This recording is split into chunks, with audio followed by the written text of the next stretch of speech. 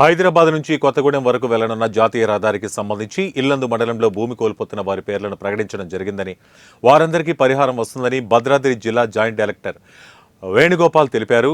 ఇల్లందు మండలం సదిమల్ల బొజ్జాయిగూడెం పరిధిలో 24 ఎకరాల 39 గుంటల వ్యవసాయ భూమి, 2.5 కుంటల నివాసాల భూమి కోల్పోతున్న 95 మందికి పరిహారం వస్తుందని కలెక్టర్ తెలిపారు. ఇల్లందు మండల పరిధిలో సుదిమల్ల పరిధిలో 18 లక్షలు, చల్లా సముద్రం పరిధిలో 14 లక్షల వరకు ఎకరానికి పరిహారం రానుందని జేసీ తెలిపారు.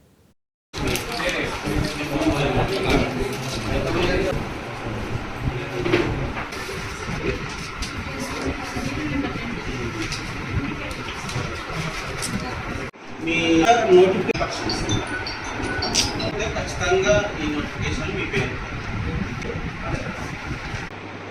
సంబంధించి మనకి మార్కెట్ వాల్యూ తెప్పించుకుంటే మనకు 1,50,000 ఉంది మార్కెట్ వాల్యూ.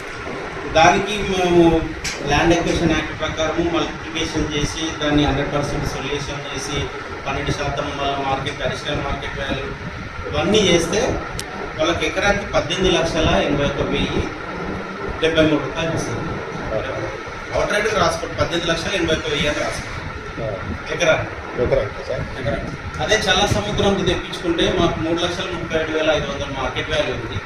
దానికి చూస్తే ఇప్పుడు నేను చెప్పిన multiplications plus 100% solution, 12% additional market value ఇవన్నీ కలుపుకుంటే 14,10,000 వస్తుంది.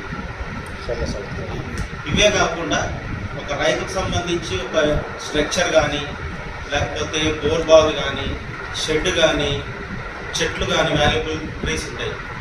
అన్ని చెట్లకి ఇవ్వరు, కొన్నిటికే ఇస్తారు. ఏదైతే నోటిఫైడ్ ట్రీస్ ఉన్నాయో వాటికే ఇస్తారు. వాటికి కూడా అడిషనల్గా ఇస్తారు.